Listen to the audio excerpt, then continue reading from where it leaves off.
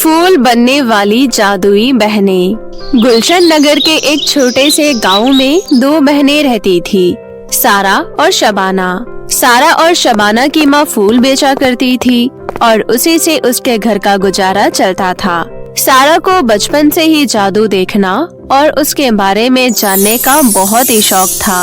वो जब भी किसी जादूगरनी को देखती तो उससे हमेशा कुछ न कुछ सीखने की कोशिश करती। सारा, कहाँ थी इतनी देर से? मैं कब से जंगल से लकड़ियाँ काटने जाने के लिए तेरा इंतजार कर रही थी। वो मैं एलिना जादूगरनी से जादू करने का एक अचूक मंत्र सीख रही थी। देख, अब तेरे जादू से तो हम सबका पेट भरने से रहा, तो बेहतर होगा तो इन सब चीजों से ध्यान हटाकर घर के काम धंधों में ध्यान दे। अब चल, जल्दी चल।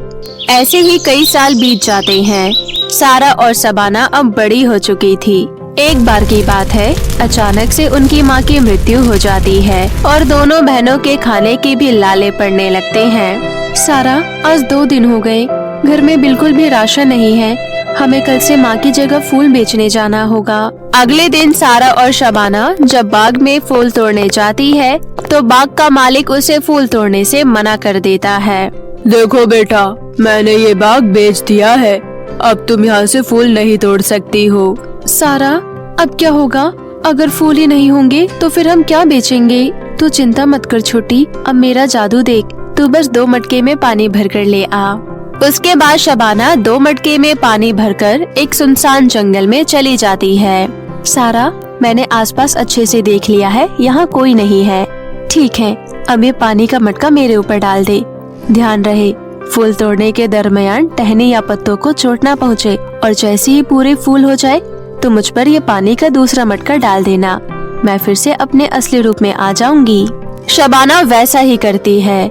शबाना जैसे ही सारा के ऊपर पानी डालती है, वो एक बहुत ही खूबसूरत फूल के पेड़ में बदल जाती है। शबाना अब जल्दी से अपने पेड़ से फूल तोड़कर अपना टोकरी भर लेती है और दूसरा पानी का घड़ा उसके ऊपर डाल देती है। ठीक है, अब चलो। और फिर दोनों बहन उस फूल को लेकर गांव जाकर बेचने लगती है। वो फूल इतना सुंदर और सुगंधित होता है कि हर कोई उस फूल की खूब प्रशंसा करते हैं और उनसे वो फूल खरीदते हैं। इधर उसी राज्य में वैभव नाम का एक राजकुमार रहता था, जो काफी दिनों से बीमार था।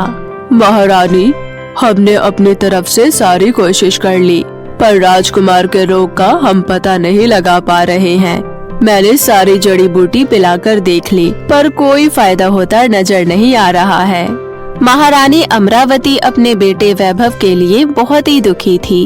उन्होंने अपने इकलौते बेटे वैभव का बहुत इलाज करवाया, लेकिन कोई फायदा नहीं हुआ। तभी उधर से वैभव की बहन राजकुमारी सुजैन हाथ में वही फूल लेकर वहां आती है। फूल को देखकर राजकुमार थोड़ी हरकत करते हैं और बोलते हैं, माँ, ये फूल बहुत ही मनमोहक है, कृपया इसे हमारे पास रख दीजिए। हमारे बेटे ने मुझसे बात की। सुजैन, आपको ये फूल कहाँ से मिला? सिपाहियों, इस राज्य का चप्पा चप्पा छान मारो और इस पूरे महल को ऐसी फूल से सजा दो। सिपाही अपने कामों में लग जाते हैं, लेकिन पूरे 2 दिन हो गया और उन्हें वो फूल कहीं भी नहीं मिला। तभी सारा और शबाना की आवाज आती है, ताजे ताजे सुंदर सुंदर फूल ले लो, फूल। रानी खिड़की से बाहर देखती है तो वो बहुत खुश हो जाती है, क्योंकि ये वही फूल था। रानी उन दोनों बहनों को महल में बुलाती है और उससे सारा फूल खरीद लेती है। फूल देखते ही राजकुमार बिल्कुल ठीक हो जाते हैं और सारा की तरफ देखकर कहते हैं, माँ, मुझे आज ही इनसे शादी करनी है। इन्होंने मेरी जान बचाई है और अब हम इन्हीं के साथ अपनी जिंदगी बिताना चाहते हैं। मेरे बेटे की खुशी से बढ़कर मेरे लिए कुछ नहीं। सिपाहियों, पूरे राजमहल को सजाया जाए। आज ही हमारे बेटे की शादी होगी। और फिर बहुत ही धूमधाम से राजकुमार वैभव और सारा की शादी हो जाती है। सारा, तुम बहुत ही खूबसूरत हो, बिल्कुल एक फूल की तरह। लेकिन एक बात बताओ, ये अद्भुत फूल आप कहाँ से लाती थी? जहाँ तक मेरा तजुर्बा है, मैंने आज तक अपने जीवन में इस अद्भुत फूल को नहीं देखा।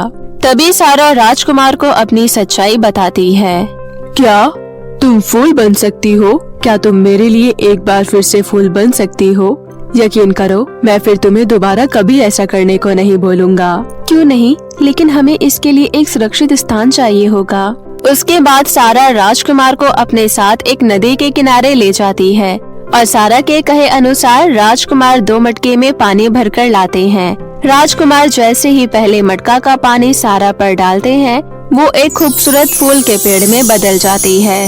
फिर राजकुमार दूसरा मटका का पानी डालते हैं और वो फिर से पहले की तरह हो जाती है। इधर राजकुमारी सुजैन छुपकर ये सब देख रही होती है। अच्छा, तो ये बात है, मेरी भाभी फूल का पेड़ बन सकती है। राजकुमारी खुशी से उछलते हुए ये बात अपने दोस्तों को बताती है, लेकिन उसकी बात पर कोई भी यकीन नहीं करता।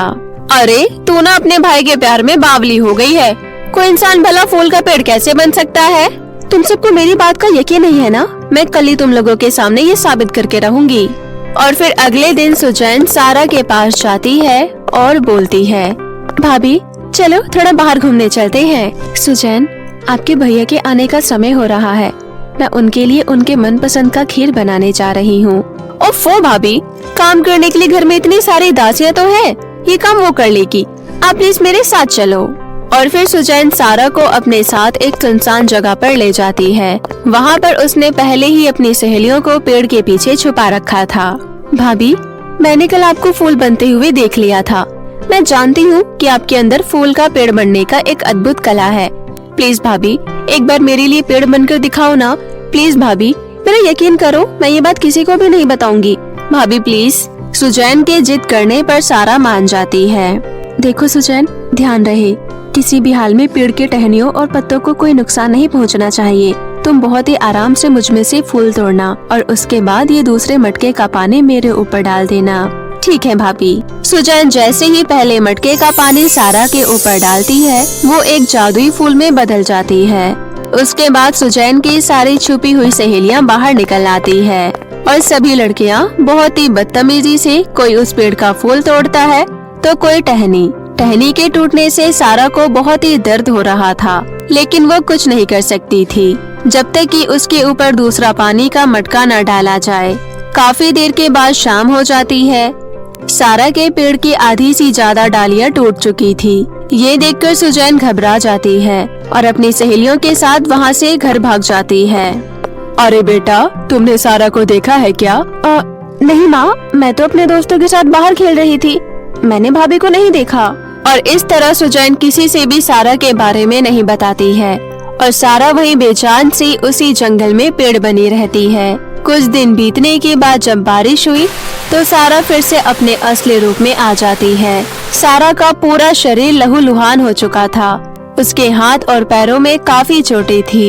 एक लकड़हारा उस पर तरस खाकर उसे उसके घर छोड़ देता है। बहन, ये क्या हालत हो गई है तुम्हारी? ये सब किसने किया तेरे साथ? फिर सारा शबाना को सारी बातें बताती है। बहन, अब तुम्हें कोई जरूरत नहीं है उस महल में वापस जाने की। अब से तुम यहीं रहोगी मेरे पास। शबाना ने अपनी बहन की खूब सेवा की और कुछ ही दिनों में उसके सारे घाव भर गए। माँ, सारा मुझे ऐसे छोड़कर नहीं जा सकती।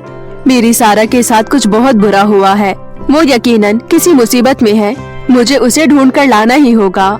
ठीक है, आप अपने साथ कुछ सिपाहियों को भी ले जाइए। राजकुमार ने हर जगह सारा को ढूंढा। गांव-गांव, जंगल-जंगल, सब जगह छान मारा और अंत में वो उसके घर पहुंच गया। सारा, तुम यहाँ हो? मैंने तुम्हें ढूंढने की कितनी कोशिश की, आखिरकार मैंने तुम्हें ढूंढ ही लिया। रुक जाइए राजकुमार, आप यहाँ अब क्या करने आए हो? क्या आपको पता नहीं आपकी बहन ने मेरी बहन के साथ क्या किया? और फिर शबाना राजकुमार को सारी बातें बताती है। मुझे नहीं पता था कि ये बात है। मैं अपनी बहन की तरफ से आप लोगों से हाथ जोड़कर माफी मांगता हूँ। कृपया मुझे माफ कर दीजिए। मैं आपसे वादा करता हूँ कि मेरी बहन को इसकी कठोर सजा मिलेगी। सारा, मेरी जान, प्लीज मेरे साथ मेरे महल में चलो। मैं एक ही शर्त पर आपके साथ जाने को तैयार हूँ। आप अपनी बहन को कोई सजा नहीं देंगे। मैंने उसे माफ कर दिया है, आप भी उसे माफ कर दीजिए प्लीज। तुम्हारा हुक्म सर आँखों पर। और फिर राजकुमार सारा को अपने साथ महल में वापस ले आते हैं। सारा को वापस से महल में देख सभी बहुत खुश होते हैं। भाभी प्लीज मुझे माफ कर दो, मैंने ये सब जानबूझकर नहीं किया। उस दिन मैं काफी ज्यादा डर गई थी।